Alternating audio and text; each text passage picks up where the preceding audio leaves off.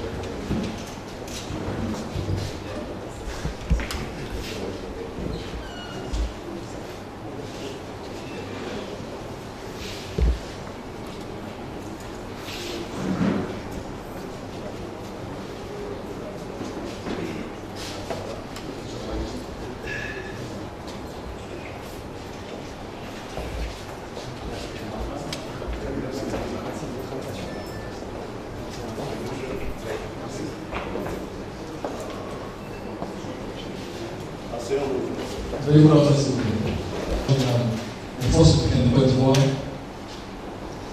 Monsieur le Général, commandant la force de l'ONUCI, les organismes, le droit de l'homme de Côte d'Ivoire, mesdames et messieurs les officiers, en vos noms qualité.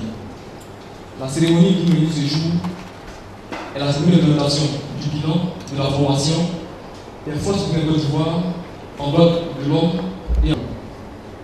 Ce sont l'AFJCI, Association des juristes du Côte d'Ivoire, le CELA, le Centre de recherche d'action pour la paix, le CICR, le Comité international de la Croix-Rouge, la SSCI, la Convention de la société civile ivoirienne, l'IRC, l'International Rescue Committee, l'OCHA, le Bureau de la coordination des affaires humanitaires, le Fonds des Nations Unies pour la population, l'UNICEF, l'ONU pour les armées, l'ONU, la division droits de l'homme, la division état de droit, l'organisation et réinsertion, la section police, la section VIH-Sida, la section protection des enfants, le Haut Commissariat aux réfugiés et M. Diaby Bakary, personne physique, coordonnateur du projet de formation des FSI en DIH et droits de l'homme. Nous notons effectivement la présence très serrée de la Ligue ivoirienne des droits de l'homme, la LIDO, de l'Amnesty International, du mouvement ivoirien de défense des droits de l'homme, de la force Licorne, du prévôt de la force Licorne et de la Commission nationale des droits de l'homme, la CNDHCI. La cérémonie d'aujourd'hui se déroulera en général en 3 étapes. D'abord, la présentation du bilan de la formation qui sera faite. Le général du corps d'armée, chef d'état-major général de FSI, va prononcer sur la mission qui sera suivie de la remise de diplôme. Enfin, une photo de famille et un cocktail pour se rendre par la suite. À présent, nous voulons bien inviter, en droit de l'homme, Appelez notre attaché plus vite. Le corps d'armée Ismaïla Konaïko, chef d'état-major général des forces républicaines de Côte d'Ivoire, messieurs les officiers généraux, messieurs les officiers supérieurs, messieurs les sous-officiers et militaires du rang, les officiers Kambou, administrateurs à la protection de l'enfant, l'UNICEF, monsieur Eugène Doréa, directeur de la division droit de l'homme de l'ONUCI, madame Marguerite Matit, chef de la section affaires civiles de l'ONUCI, le colonel Patrick Alélogi, section formation politique UNPOL, monsieur Sangara Innocent, senior protection officer à UNHCR, madame Naomi Damonte, représentant UNFPA, maître Songo Viviane, président de l'Association des femmes juives de Côte d'Ivoire, madame Lutte Oli, chef du bureau Ocha Côte d'Ivoire, docteur Adja Nangui, représentant du directeur de l'ONUCIDA, docteur Kwame, coordonnateur de la convention de la société civile ivoirienne, monsieur Louis Faxi, directeur pays IRC, International Rescue Committee, mesdames et messieurs les invités en beau rang, qualité et grade, dans la lignée des activités de l'état-major des armées pour le renforcement des capacités en matière de droits de l'homme et de droit international humanitaire, se sont tenus en 2011 et 2012 dans 3 régions militaires de la Côte d'Ivoire des séminaires qui ont bénéficié aux officiers, sous-officiers, au corps préfectoral en Côte d'Ivoire. Les formations ont été assurées par une équipe d'experts issus d'organisations internationales partenaires et d'organisations nationales aux profils et aux compétences variées et complémentaires. Les séminaires visaient à renforcer les ressources humaines et institutionnelles des forces républicaines de Côte d'Ivoire et des autorités civiles, à savoir les préfets, les sous-préfets, les secrétaires généraux de préfecture, partout en Côte d'Ivoire, afin de leur permettre d'être plus informés dans la prévention et la gestion de la violation des droits de l'homme et du droit international humanitaire. À ce effet, l'accent a été mis sur la sensibilisation des participants à l'importance des droits de l'homme dans l'exercice de leurs fonctions au quotidien, par le canal des exposés théoriques doublés d'exercices pratiques de simulation. L'état-major et ses partenaires s'attachent pour proposer des formations toujours plus adaptées aux besoins concrets des participants, à solliciter leur avis et leurs suggestions sur le déroulement des séminaires. Et le séminaire s'est doublé selon un programme qui s'est décliné en 3 sous-thèmes. Généralement, dans les localités, nous passons 3 jours. Le premier jour de la crise post-électorale en 2010, il fallait restaurer l'autorité de l'État. Et à cet effet, il y a des modules qui étaient enseignés. Et nous avions par exemple l'État de droit et armée, qui était l'affaire de la division affaires civiles de l'ONUCI et de la division État de droit. Éthique et déontologie militaire était l'affaire des militaires eux-mêmes. Et l'état-major a bien voulu détacher, n'est-ce pas, pour le compte de ce projet, un officier qui animait, n'est-ce pas, le module relativement à l'éthique et à la déontologie militaire. Ensuite, il y avait les questions de métier de l'ordre. Quels étaient les standards? Quels sont les standards en la matière et qu'est-ce qui est applicable, qu'est-ce qui était applicable à cette époque-là en Côte d'Ivoire. Ensuite, les opérations de contrôle routier qui étaient l'affaire d'un officier des forces républicaines de Côte d'Ivoire en partenariat avec la Convention de la société civile ivoirienne. Les conflits armés, qu'ils savaient leur place dans un état de droit, des rapports qui doivent être entretenus avec l'autorité civile ou même l'autorité militaire. Il fallait maintenant qu'ils se donnent pour mission de protéger les personnes vulnérables. Et la zone était particulièrement élevée, donc tous nos séminaires se sont concentrés pour la plupart sur l'ouest du pays. Et il y avait également la protection des enfants. Parce que dans l'occasion des conflits armés, il n'y a pas, vous êtes sans ignorer que l'on voit souvent des enfants en armes, mais des enfants même dans les camps militaires. Donc les enfants sont souvent associés au phénomène de la guerre. Il fallait donc sensibiliser, bien entendu, nos officiers et nos sous-officiers sur la question. Et enfin, il y a la question des réfugiés, des déplacés, des apatrides. Et puis, enfin, nous faisons un pratique où nous mettons ensemble le corps préfectoral et les officiers dans une salle, et puis dans l'autre, les sous-officiers et les militaires, et nous les mettons en situation dans des questions de prévention et de gestion de conflits. Je vous remercie.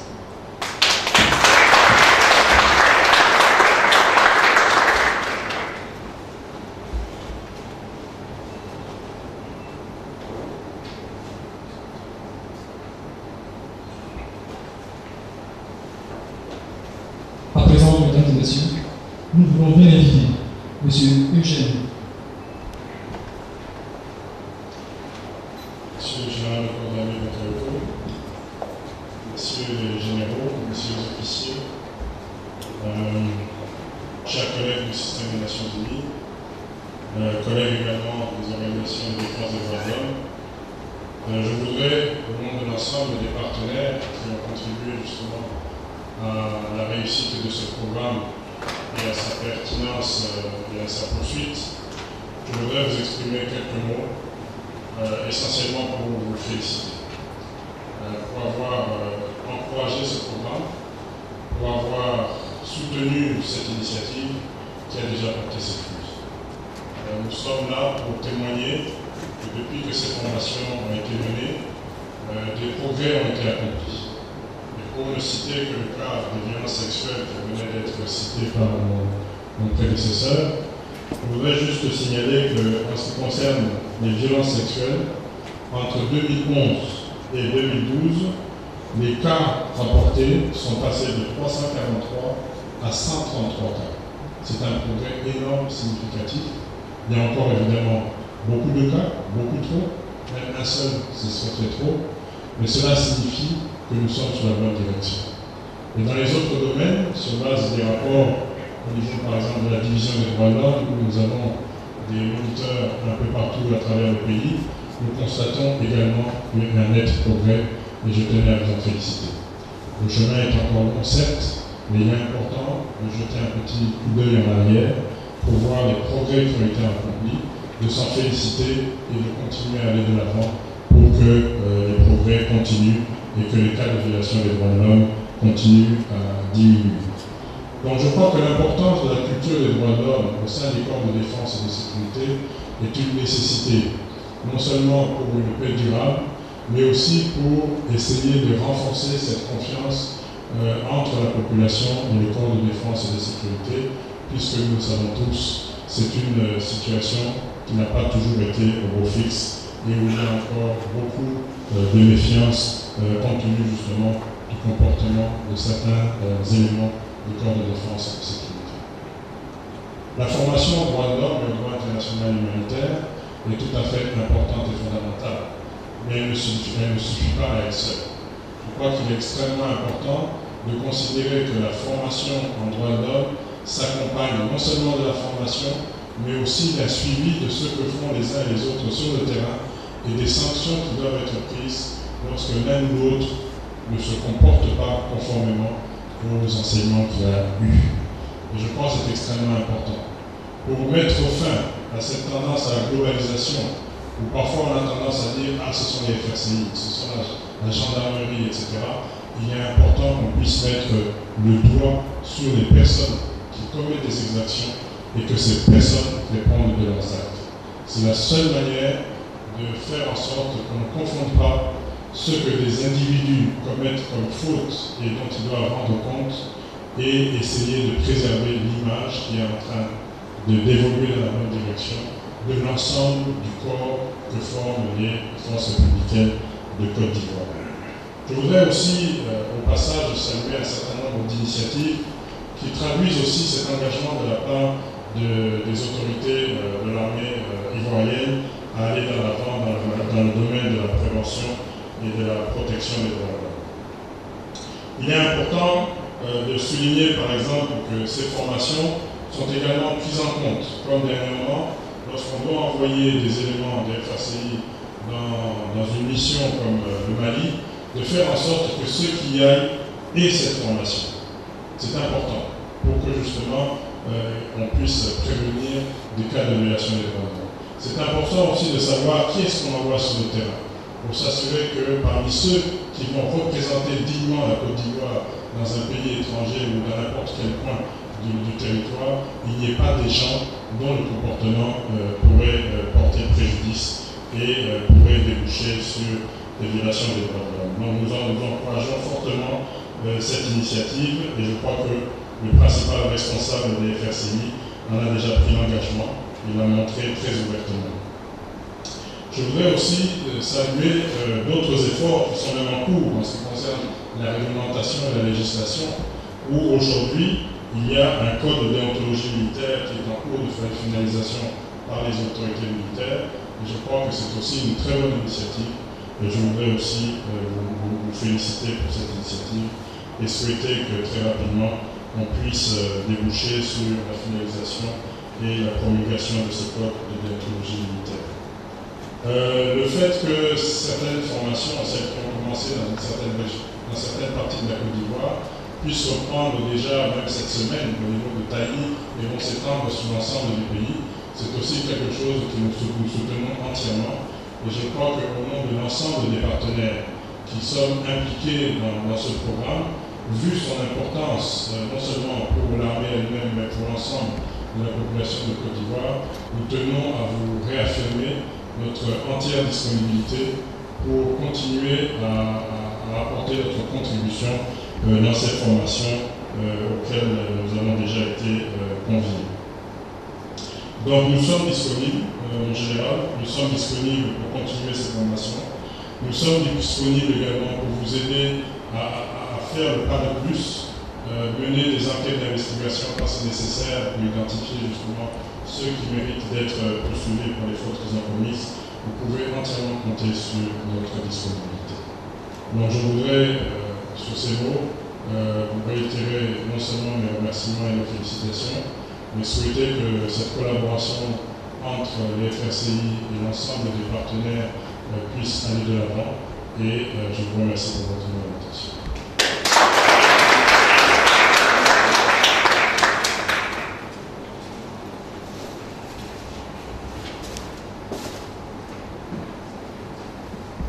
À présent, nous voulons bien inviter Monsieur le général des corps d'armée, chef d'état-major général de forces de Côte d'Ivoire, à plus vouloir commencer son allocution.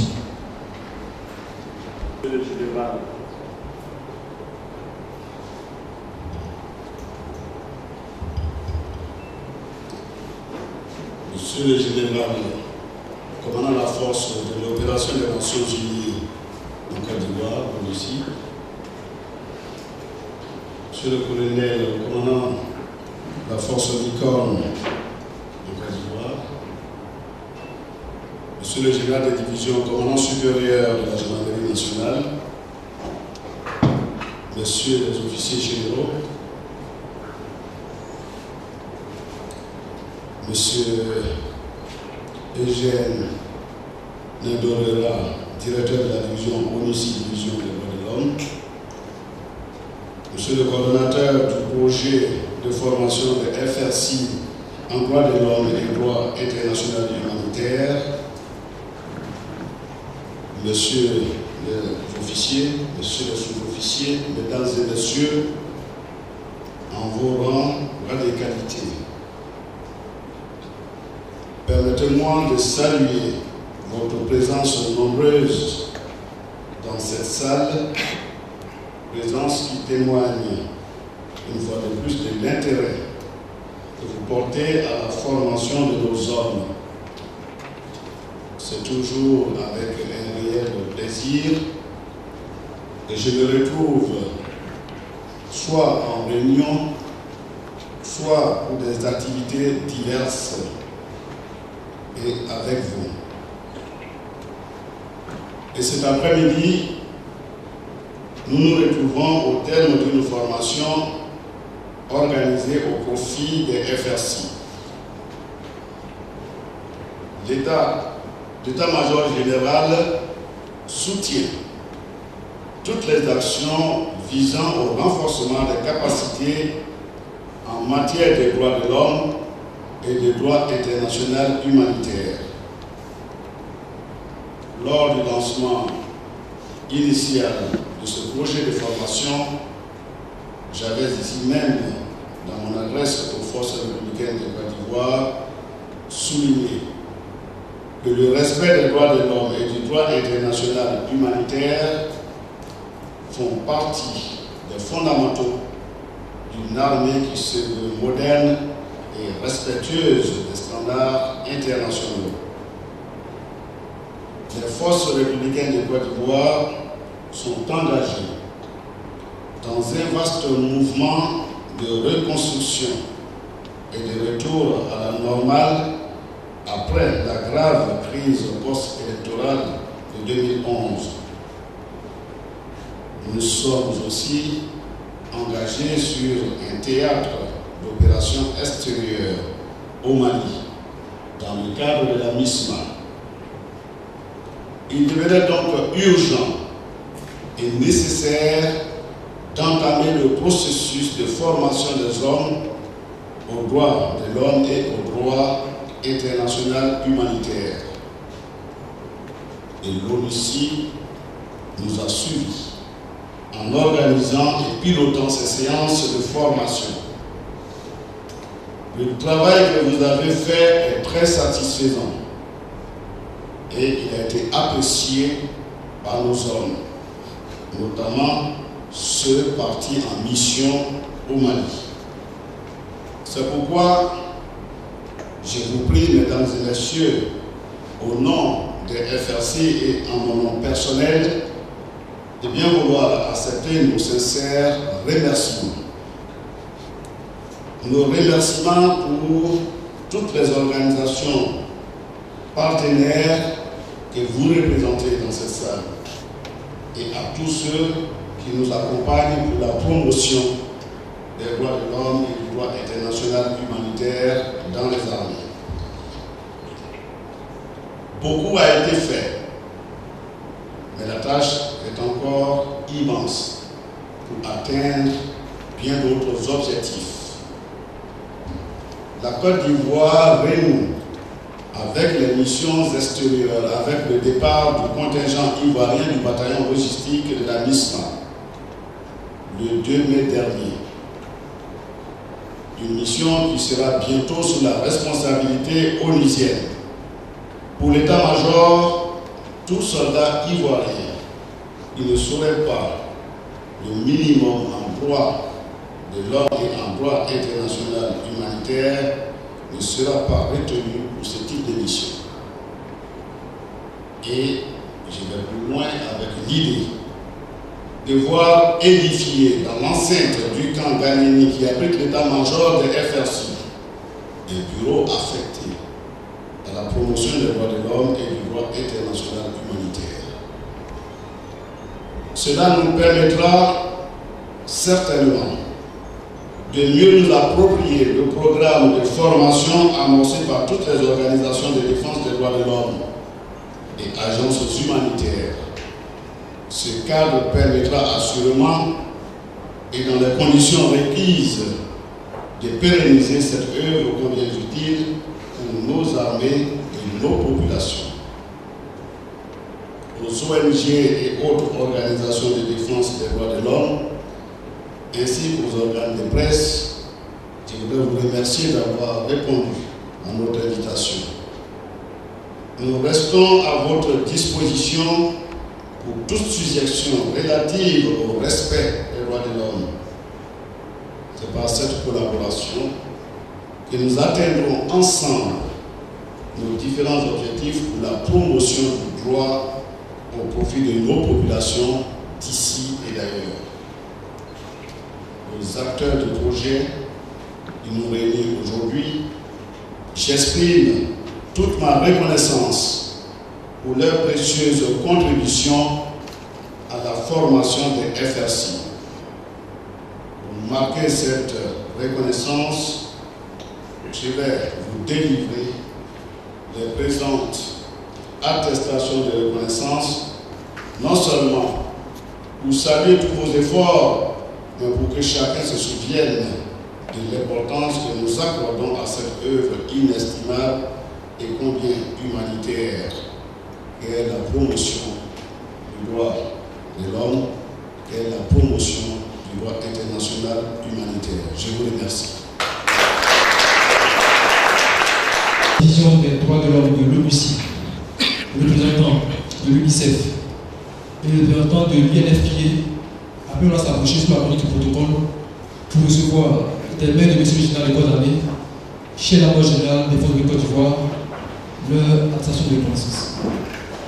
Vous représentez directement l'opération des Nations Unies en Côte d'Ivoire.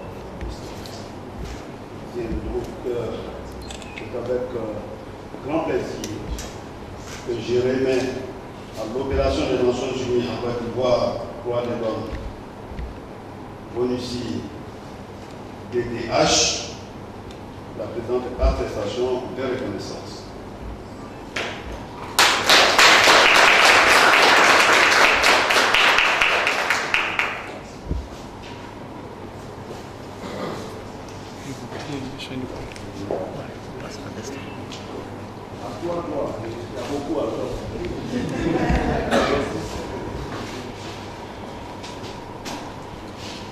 C'est l'UNICEF. Et donc, je voudrais vous remettre cette attestation de reconnaissance à l'Organisation des Nations Unies pour l'enfance. Merci pour ce contribution.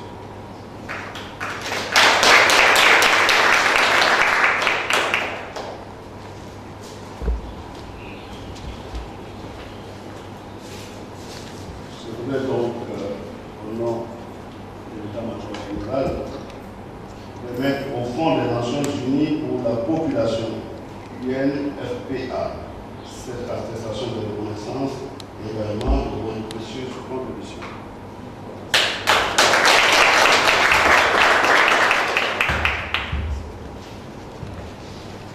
Voilà, à la suite des 3 premiers récipiendaires, nous voulons bien inviter la division, le représentant de la division des affaires civiles de la tribune d'honneur pour recevoir le diplôme paternel.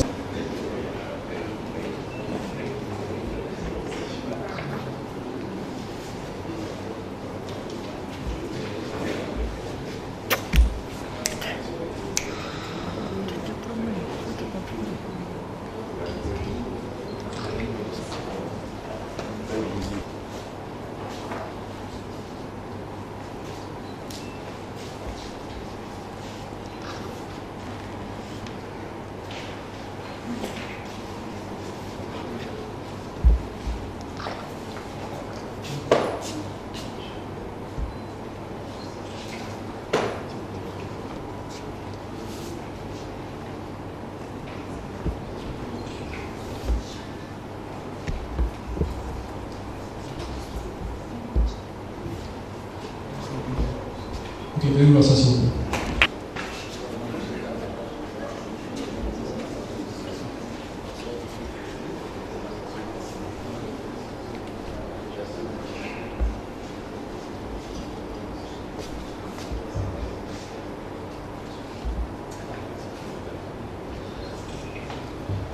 Veuillez vous asseoir, s'il vous plaît.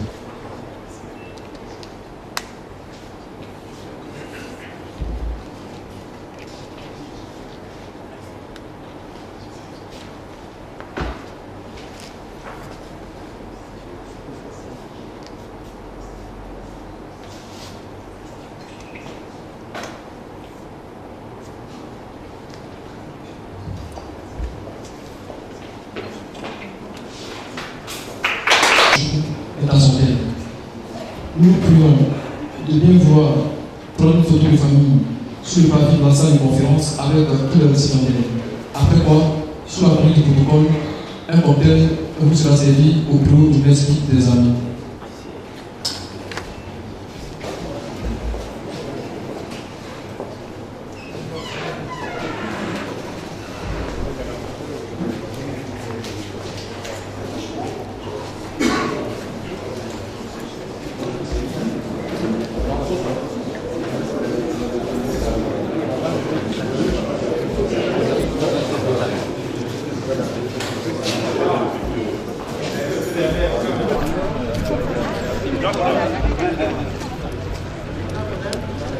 Putain.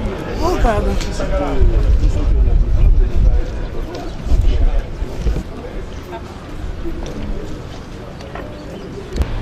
Bonjour monsieur, vous vous présentez d'abord.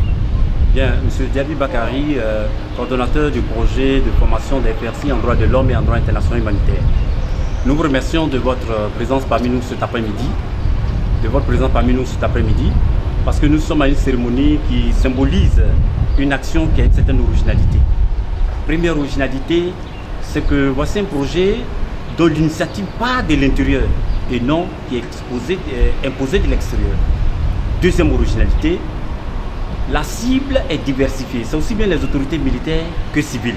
On a là-dedans des préfets, des douaniers, des eaux et forêts, des gendarmes, des marins, des militaires terrestres.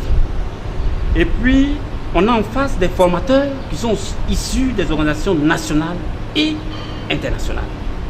Voyez-vous, on a réussi à mettre ceux qui ont un mandat politique, ceux qui ont un mandat humanitaire, on a réussi à mettre tout le monde ensemble. Les organisations ivoiriennes ont été quand même associées. Les militaires eux-mêmes sont des formateurs dans ce projet, à travers l'éthique et la déontologie militaire, à travers la liberté de circulation de la population. Deuxième originalité. Donc, c'est un projet qui était participatif et aujourd'hui, nous sommes à mi-chemin. Nous avons parcouru tout l'Ouest. Je pense que dans la pacification, ce projet a joué son rôle et il est encouragé, il est à pérenniser. Il suffit de vous reporter aux rapports, n'est-ce pas, qui ont été faits à chaque étape et voir les commentaires, les réactions des militaires à chaque étape. Vous vous rendrez compte du succès parce que ces rapports sont éloquents et ces rapports parlent d'eux-mêmes. Merci.